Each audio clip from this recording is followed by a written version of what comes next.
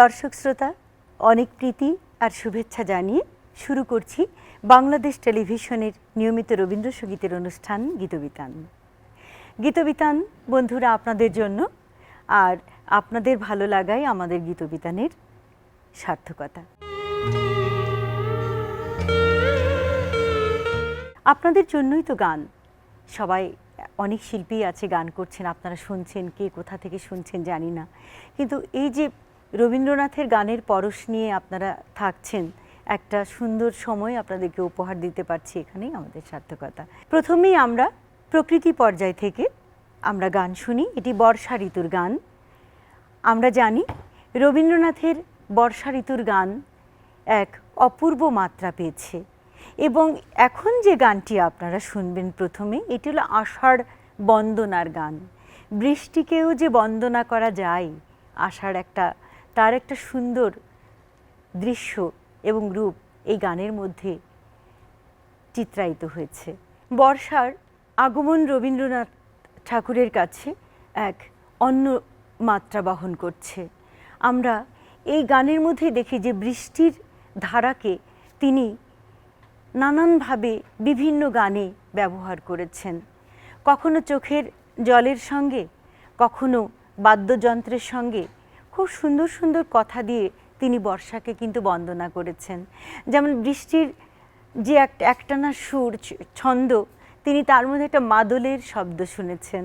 আমরা রবীন্দ্রনাথের এই যে এত কিছু নিয়ে ভাবনা, বর্ষাকে নিয়ে এই গানের মধ্যেটায় কিন্তু খুব সুন্দরভাবে দেখতে পাই। বিশেষ করে একটি জায়গা খুব লক্ষ্য করা যায় যে, সবুজ সুধার ধারায় প্রাণ এনে দাও তপ্ত ধরায়, বামে রাখো ভয়ঙ্করী বন্যা মরণ ঢালা। ভাবা যায় কি অনুভূতি, যে বর্ষা যে শুধু ভালো লাগায় তা কিন্তু নয়, বর্ষার প্লাবনে, বন্যাতে কত মানুষের কত ক্ষতি হয়, কত কত অপরিসীম বেদনাগ্রস্ত হয়ে পড়ে মানুষ।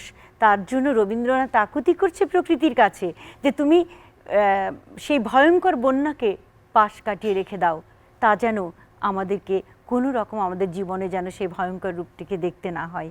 তো এই সুন্দর একটি গান দিয়ে আজকে শুরু করি। গানটি হলো বজ্র মানিক দিয়ে গাঁথা আষাঢ় তোমার মালা। শুনুন।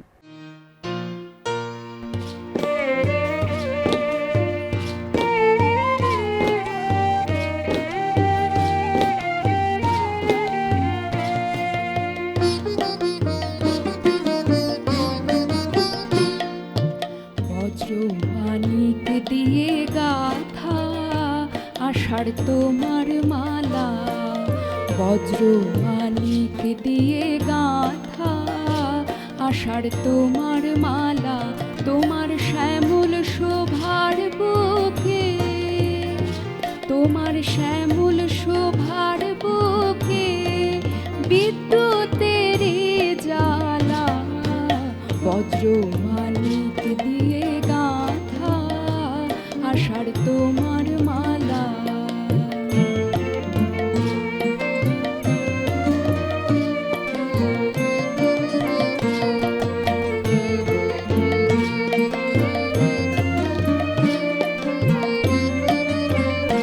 তোমার মন্ত্র বলে পাষাণ গলে ফসল ফলে, তোমার মন্ত্র বলে পাষাণ গলে ফসল ফলে, মরু বহে আনে তোমার পায়ে ফুলের ডালা, বজ্র মানিক দিয়ে গাঁথা আষাঢ় তোমার মালা।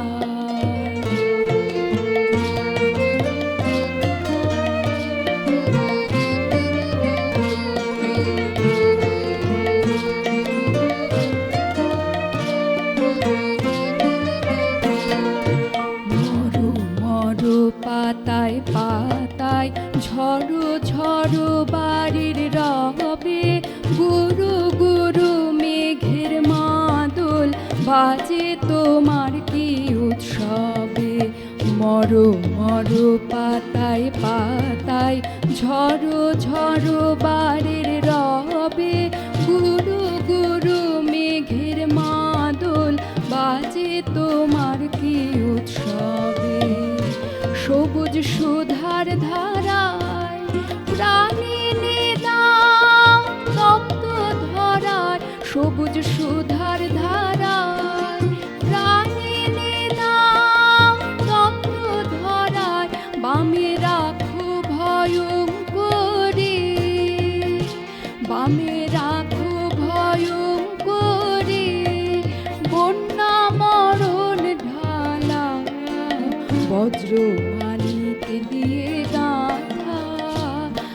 আষাঢ় তোমার মালা, তোমার শ্যামল শোভার বুকে, তোমার শ্যামল শোভার বুকে বিদ্যুতের জ্বালা, বজ্র মানিক দিয়ে গাঁথা আষাঢ় তোমার মালা। এবারে আপনাদের জন্য নিবেদন প্রেম পর্যায় থেকে রবীন্দ্রনাথের ৬৪ বৎসর বয়সে লেখা বাংলা ১৩৩২-এর ২৫ চৈত্র।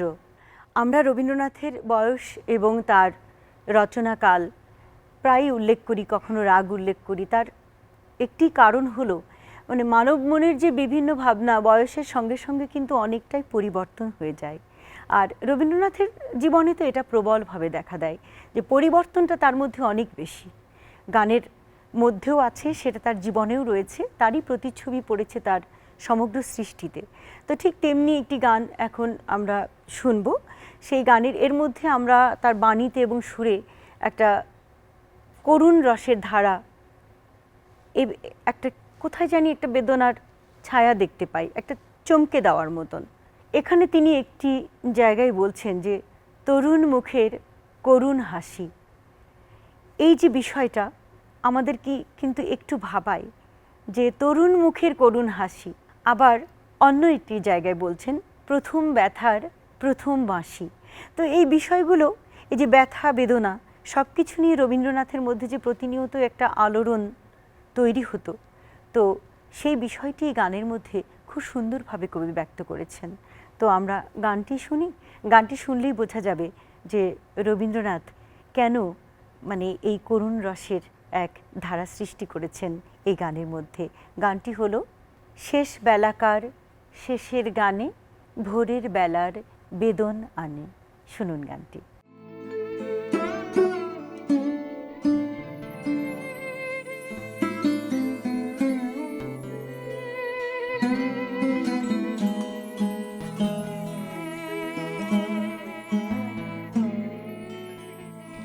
শেষ বেলাকার শেষের গানে ভোরের বেলার বেদন আনে, ভোরের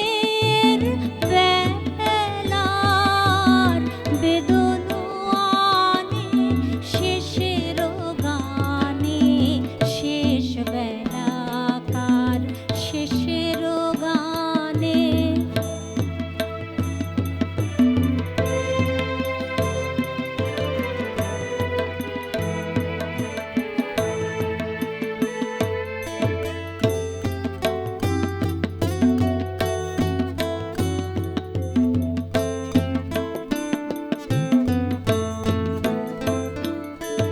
তরুণ মুখের করুণ হাসি গোধূলি আলোয়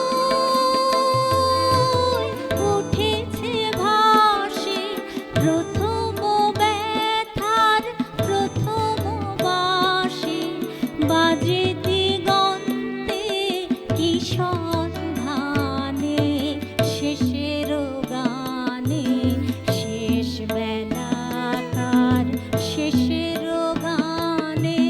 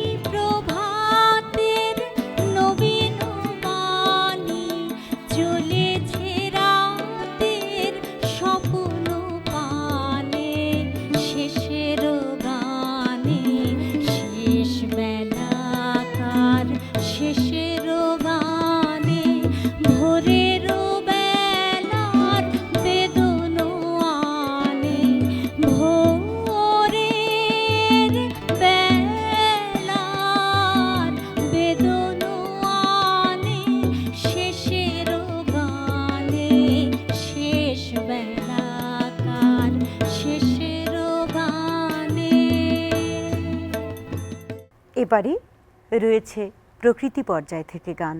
প্রকৃতি পর্যায় মানে বুঝতে পারছেন, আবার সেই বর্ষা ঋতু থেকেই আপনাদের জন্য গান রয়েছে কবির ৬২ বৎসর বয়সের লেখা। রবীন্দ্রনাথের বর্ষার এই গানটি ১৩৩০-এ ২৪ আষাঢ় তিনি গানটি লিখেছিলেন এবং ১৩৩২ আমরা গিয়ে দেখি যে বর্ষামঙ্গলে গানটি গাওয়া হয়েছিল। কারণ বর্ষার কিছু কিছু এত সুন্দর গান রয়েছে যে আমরা সেই গানগুলো বেশিরভাগ সময় দেখি যে বর্ষামঙ্গলেই কিন্তু গাওয়া হয়েছে সেই সময়টিতে। কারণ যা কিছু সুন্দর ওই সময়টিতে কবিগুরুর যেন বর্ষা নিয়ে লেখার একটা মানে পড়ে যেত, সাড়া পড়ে যেত। উনি নানানভাবে নানান গল্প আছে রবীন্দ্রনাথের বর্ষার গান রচনা নিয়ে, তার মধ্যে এটিও একটি সেই রকম একটি গান। কারণ মানব মনের যেই বেদনা এবং বিরহ মিলন, আবার কখনো বিচ্ছেদ, ভালোবাসা, সব কিছুর মধ্যেই আমরা বর্ষার যে রূপ রবীন্দ্রনাথ এঁকেছেন সেটি দেখতে পাই। যা শুরু হয়েছিল তার কিশোর বয়সে ভানু সিংয়ের পদাবলী দিয়ে, সেখানেও ছিল বৃষ্টি, সেখানে ছিল শ্রাবণ, সেখানে ছিল সেই শাওন রাত্রে রাধার অভিসার। ঠিক রবীন্দ্রনাথ যেন বর্ষার মধ্যে নিজেকে ফিরে ফিরে পেতেন, বারংবার ফিরে ফিরে পেতেন। তো আমরা সেই রবীন্দ্রনাথের গানকে, বর্ষার গানকে বিশেষ করে একটু অন্যভাবে মূল্যায়ন করি। সব ঋতুর মধ্যেই রবীন্দ্রনাথের প্রিয় ঋতু হলো বর্ষা। বর্ষার গান নানান পর্যায়ে কিন্তু ছড়িয়ে ছিটিয়ে রয়েছে, যা রবীন্দ্রনাথের একান্তই ভালো লাগার। তো তেমনি একটি গানটি হলো আকাশ তলে দলে দলে মেঘ যে ডেকে যায়। শুনুন গানটি।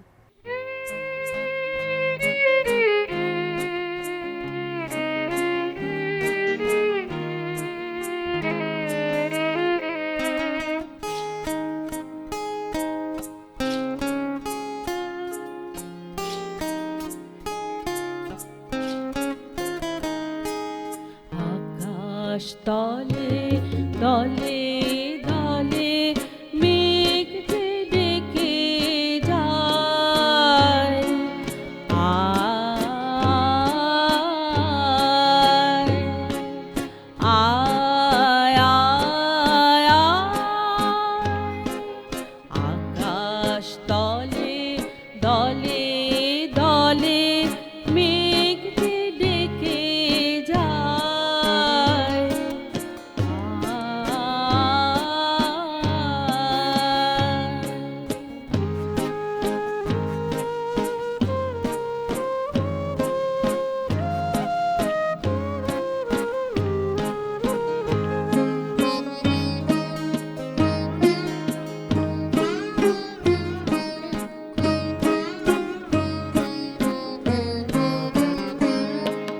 জামের বনে আমের বনে রব উঠেছে তাই যাই যাই, জামের বনে আমের বনে রব উঠেছে তাই যাই যাই, উড়ে যাওয়ার স্বাদ জাগে তার পুলক ভরা ডালে, পাতায় পাতায়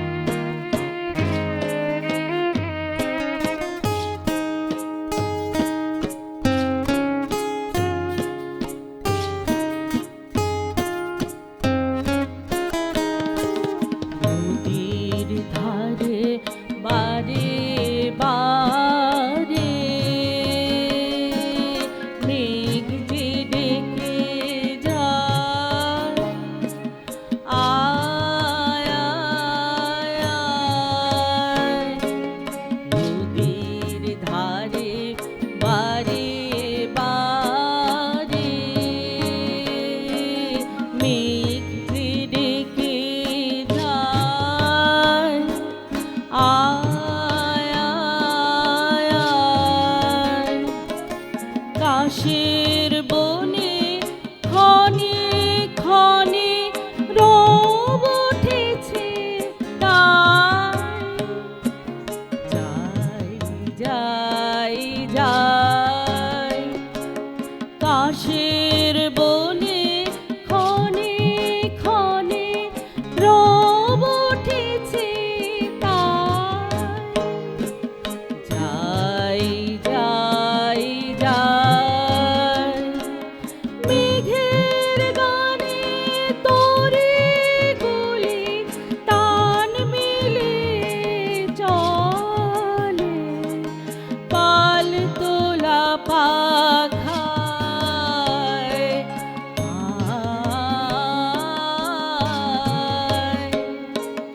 আয় আয় আয় আয়। আকাশ তলে দলে দলে মেঘ যে ডেকে যায়,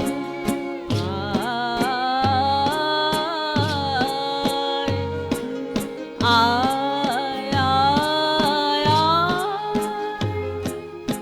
আকাশ তলে দলে দলে মেঘ যে ডেকে যায়, আয়।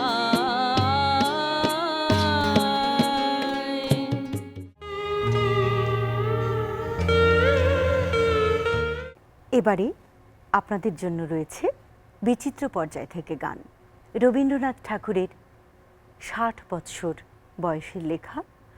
আর এই বিচিত্র পর্যায়ের গানে আমরা নানান রকম গান পেয়ে থাকি।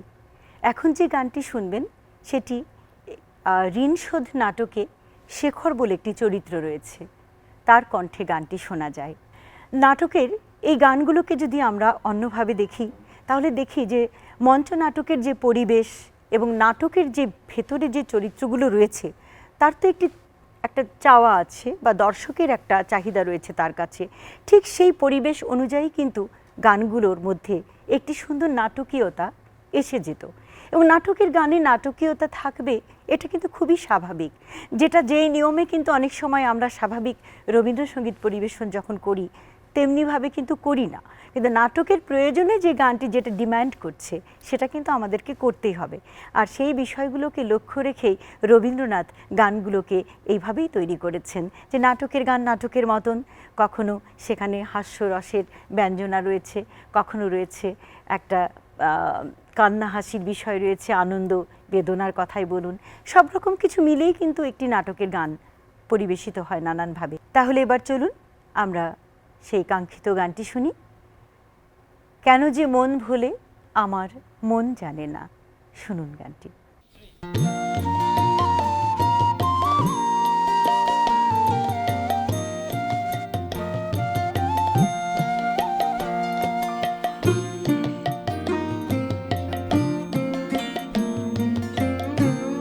কেন যে মন ভোলে আমার মন জানে না,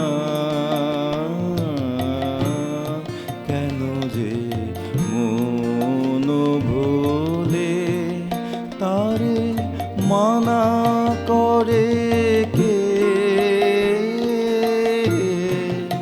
আমার মন মানে না, কেন যে মন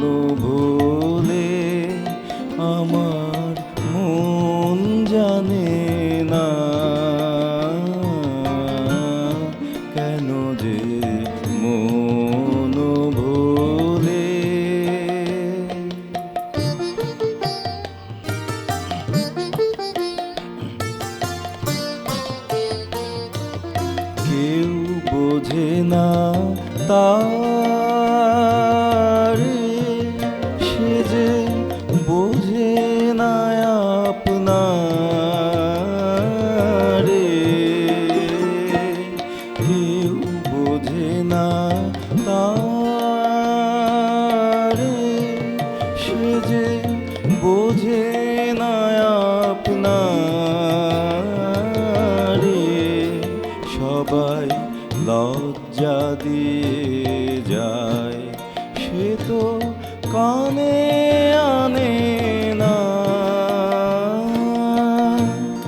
কেন যে মন ভোলে, আমার মন জানে না। কেন যে মন ভোলে।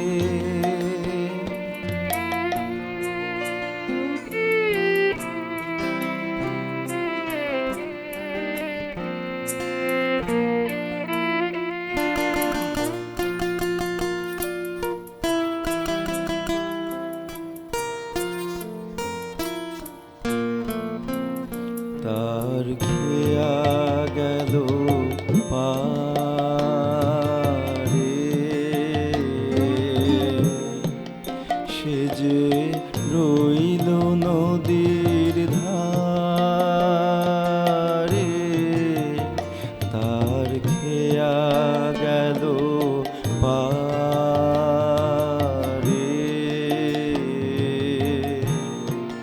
সে যে রইল নদীর ধারে।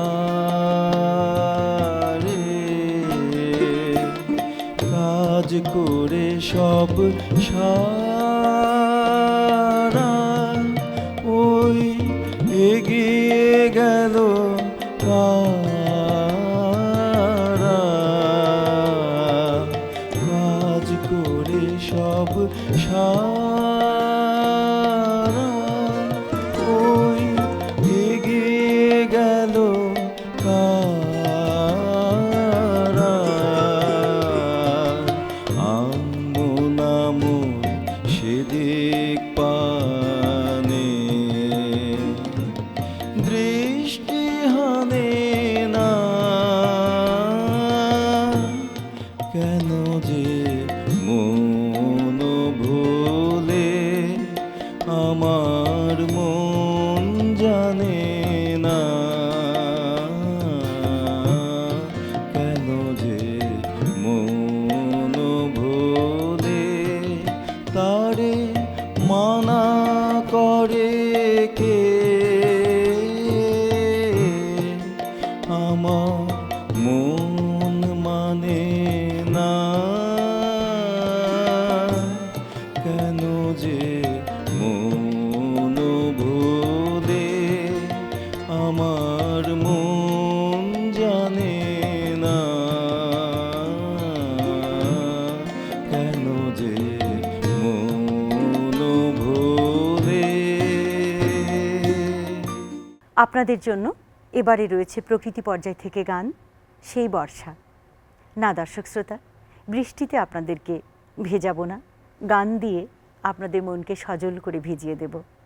রবীন্দ্রনাথ ঠাকুরের ৭৮ বছর বয়সের লেখা এবারের গান।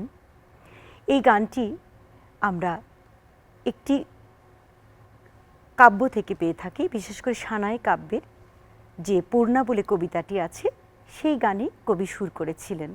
এই গানটির একটি বিশেষ দিক রয়েছে, সেটি হলো প্রথম বোলপুরে তখন টেলিফোনের গোড়াপত্তন হলো।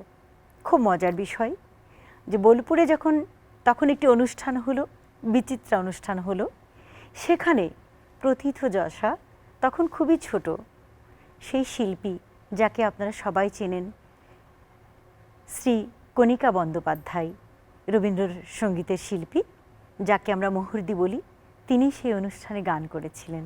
আমরা তার কাছ থেকেই বিষয়গুলো জানতে পারি। তো সেই গানটি শুনুন এখন।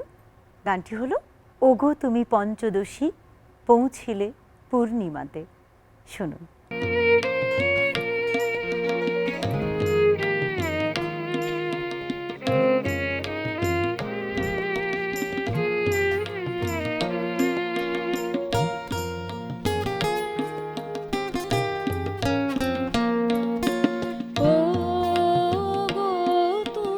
পঞ্চদশী ও গো পঞ্চদশী তুমি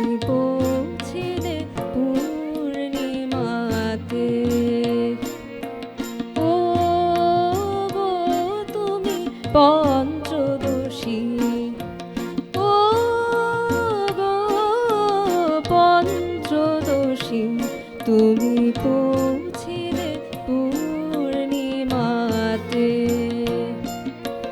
মৃদু স্মিত স্বপ্নের আভাস তব বিহ্বল রাতে ও গো তুমি পঞ্চদশী ও গো পঞ্চদশী তুমি পৌঁছিলে পূর্ণিমাতে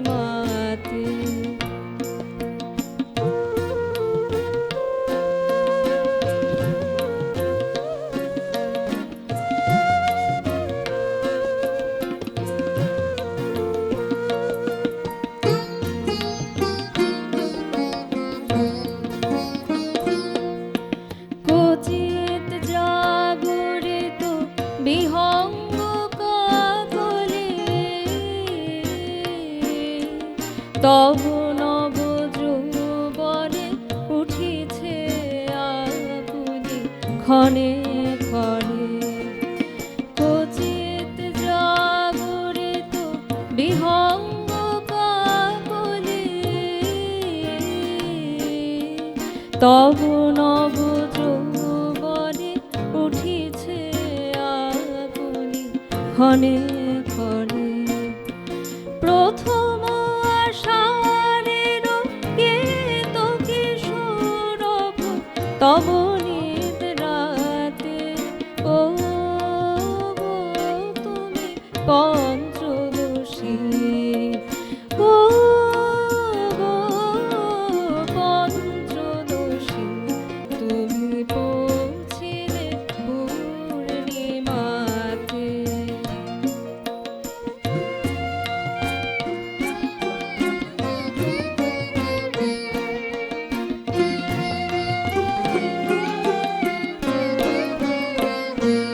যেন অরণ্য মর্মর গুঞ্জরে উঠে তব বক্ষে থর থর অরণ্য মর্মর গুঞ্জরে উঠে তব বক্ষে থর থর অরণ্য মর্মর অকারণ বেদনার ছায়া কণায় মনের দিগন্তে অকারণ বেদনার ছায়া কণায় মনের দিগন্তে ছল ছল জল এনে দেয় তব নয়ন পাতে ও গো তুমি পঞ্চদশী ও গো পঞ্চদশী তুমি পৌঁছিলে পূর্ণিমাতে মৃদু স্মিত স্বপ্নের আভাস তব বিহ্বল রাতে ও গো তুমি পঞ্চদশী ও গো পঞ্চদশী তুমি পৌঁছিলে পূর্ণিমাতে এবারে আপনাদের জন্য থাকছে বিচিত্র পর্যায় থেকে গান রবীন্দ্রনাথের 50 বছর বয়সে লেখা গানটি। আমরা দেখতে পাই যে রবীন্দ্রনাথ 1318 আষাঢ়ের কোনো একদিনে গানটি লিখেছিলেন, আর বিশেষ বলতে তেমন কিছু নেই। সেটা হলো বিচিত্র পর্যায়ের কোনো শ্রেণীবিন্যাস নেই, শ্রেণীবিভাগ নেই। এই গানগুলোর মধ্যে আমরা দেখতে পাই যে মানব মনের যে প্রতিদিনকার যে একটি উল্লাস, তার বেদনা, সব কিছু, তার কথা, সব কিছুই যেন প্রকাশ পেয়েছে তার বিচিত্র পর্যায়ের গানে। কারণ খুব বিশেষ একটি দিককে কি যে ইঙ্গিত করা যায় যে এই বিশেষ দিকটি রয়েছে বিচিত্র পর্যায়ের গানে, তা কিন্তু নয়। গানটি বিষয়টি হলো বিচিত্র পর্যায়ে রয়েছে আনুষ্ঠানিক গান, রয়েছে বর্ষার আগমনের গান, কখনো রয়েছে উল্লাসের গান, কখনো রয়েছে প্রজাপতির গান, কখনো রয়েছে এখানে জোনাকির গান, কখনো রয়েছে এখানে খুব সুন্দর করে যে প্রকৃতির নানান যে বিষয়গুলো রয়েছে, আনুষ্ঠানিক দিক থেকে শুরু করে সব কিছুই রয়েছে এর মধ্যে। এখন যে গানটি শুনবেন এটিও একটি বলতে গেলে সমাজের কথাই বলে এখানে, যে একটা জড় বিষয়, যে একটা মানুষকে উদ্দেশ্য করেই তিনি লিখেছেন যে জড়তা একটা পাখিকে পোষ মানিয়ে যা শেখানো হচ্ছে তাই বলছে, তার নিজস্ব কোনো চিন্তা ভাবনার কিন্তু এখানে কোনো বিষয় থাকছে না। ঠিক তেমনি যেন একটা আচ্ছন্ন হয়ে আছে কোথাও যেন এখানে জনসাধারণ, যেখানে তারা সেই শাসক শ্রেণীদের সেই পেছন থেকে যে তাদের যে কালোগ্রাসী যে থাবা, সেটা কিন্তু তারা বুঝতে পারছে না, তারা পুতুলের মতন হয়ে রয়েছে, তারা ঘুমিয়ে আছে। ঠিক তারই কিন্তু একটা বারতা আমরা এখানে পেয়ে থাকি। এখানে আমরা রবীন্দ্রনাথের রাষ্ট্র চিন্তার একটি বিষয়ও দেখতে পাই, একটা রূপকের মাধ্যমে তিনি গানটিকে প্রকাশ করেছেন। গানটি খুবই সুন্দর, গানটি শুনুন। কঠিন লোহা কঠিন ঘুমে ছিল অচেতন, ও তার ঘুম ভাঙাই নূরে। শুনুন।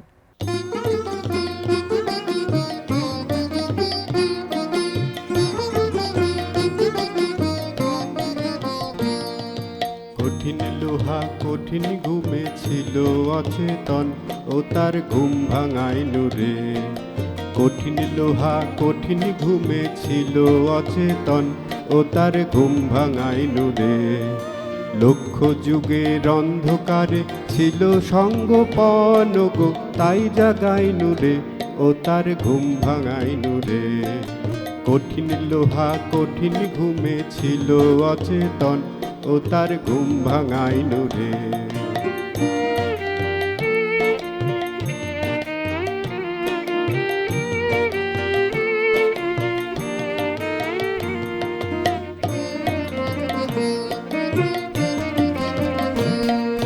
পোষ মেনেছে হাতের তলে, যা বলাই সে তেমনি বলে। পোষ মেনেছে হাতের তলে, যা বলাই সে তেমনি বলে। দীর্ঘদিনের মৌন তাহার আজ ভাগাই নূরে, ও তার ঘুম ভাঙাই নূরে। কঠিন লোহা কঠিন ঘুমে ছিল অচেতন, ও তার ঘুম ভাঙাই নূরে। লক্ষ যুগের অন্ধকারে ছিল সঙ্গপন গো, তাই জাগাই নূরে, ও তার ঘুম ভাঙাই নূরে। কঠিন লোহা কঠিন ঘুমে ছিল অচেতন, ও তার ঘুম ভাঙাই নূরে।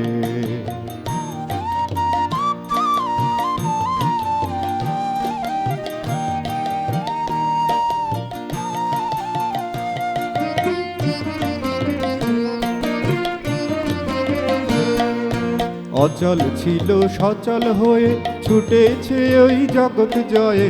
অচল ছিল সচল হয়ে ছুটেছে ওই জগৎ জয়ে। নির্ভয়ে আজ দুই হাতে তার রাস বাগাই নূরে, ও তার ঘুম ভাঙাই নূরে। কঠিন লোহা কঠিন ঘুমে ছিল অচেতন, ও তার ঘুম ভাঙাই নূরে।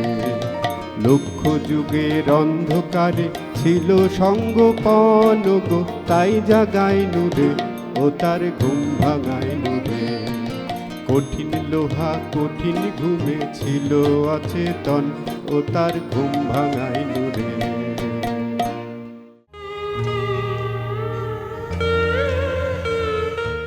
প্রিয় দর্শক শ্রোতা, আপনারা দেখছেন বাংলাদেশ টেলিভিশনের নিয়মিত রবীন্দ্রসঙ্গীতের অনুষ্ঠান গীতবিতান। গীতবিতান আপনাদের জন্য, আপনাদের ভালো লাগলে আমাদের অনুষ্ঠান সার্থকতা লাভ করবে। তো দেখতে দেখতে আজকে আমাদের অনুষ্ঠানের শেষ প্রান্তে চলে এসেছি। আরেকটি গান রয়েছে, নিশ্চয়ই আমাদের সঙ্গে থাকবেন। আর গান তো শুনতেই হবে। শেষ করব বর্ষার গান দিয়ে। তার আগে আমি বিদায় নিয়ে নিচ্ছি, আপনারা থাকবেন, শুনবেন গানটি। প্রকৃতি পর্যায়ের গান, এটি হলো সেই বর্ষা ঋতু থেকেই। বর্ষার এই গানটি কবি ৫৮ বৎসর বয়সে লিখেছিলেন। আগেই বলেছি যে রবীন্দ্রনাথের জীবন জুড়ে রয়েছে বর্ষার নানান রকম জীবনের চিত্র, নানান রকম প্রতিচ্ছবি। সারাটা জীবনের মধ্যেই তিনি যে জীবনকে নতুন নতুনভাবে উপলব্ধি করেছেন, তারই প্রতিচ্ছবি বর্ষার গানে ফুটে উঠেছে। বর্ষা কখনো কখনো আমাদেরকে আবদ্ধ করে রাখে, কখনো কখনো ছুটন্ত ঘোড়ার মতো ছুটিয়ে দেয় মনকে এক থেকে অন্য স্থানে। কালিদাসের মেঘদূতে পড়েছিলাম যে বিরহী যক্ষকে মেঘ বার্তা নিয়ে যাচ্ছে তার যক্ষীর, তার প্রণয়িনীর বার্তা পৌঁছানোর জন্য। সে যে বিরহে বিরহ কাতর, সেই বিষয়টি বর্ষার গানের মধ্যে খুব বেশি রকমভাবে দেখা দিয়েছে। বিরহবোধ রবীন্দ্রনাথের যেন আজন্ম। আমরা যেটাকে কখনো বলে থাকি স্বভাব বিরহ, অকারণ বেদনা, যে স্বভাব বিরহ প্রত্যেকটা মানুষের মধ্যেই বিরাজমান, রবীন্দ্রনাথের মধ্যেও এটি রয়েছে। তিনি কেন জানি মনে করতেন যে এই বর্ষাতেই তার বিদায় নেওয়া হয়ে যাবে, হয়েছিল তাই। তিনি কখনো কখনো ভাবতেন যে এই বুঝি আমার জীবন অবসান হবে। তার সেরকম একটি বেদনা সিক্ত গান তার মধ্যে আমরা খুঁজে পাই। গানের কথার মধ্যে আমার দিন ফুরালো ব্যাকুল বাদল সাজে।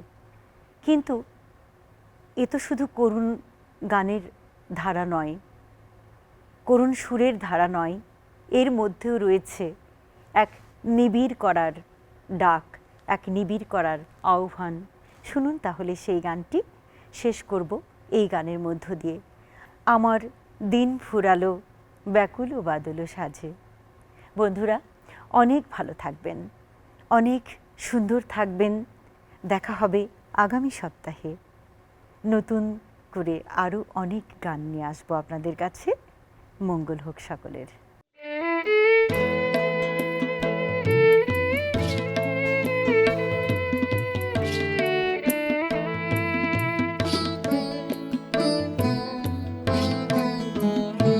আমার দিন ফুরালো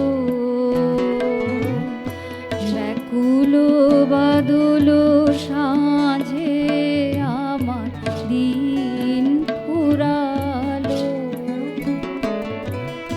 গহন মেঘের নিবিড় ধারার মাঝে, আমার দিন ফুরালো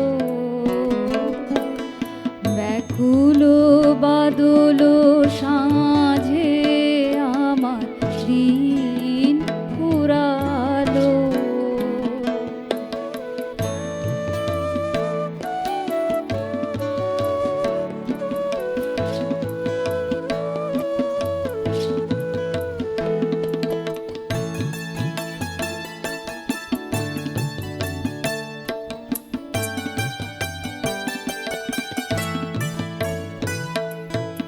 বনের ছায়ায় জল ছল ছল সুরে, হৃদয় আমার কানায় কানায় পুরে, ক্ষণে ক্ষণে ওই গুরু গুরু তালে তালে, গগনে গগনে গভীর মৃদং বাজে, আমার দিন ফুরালো।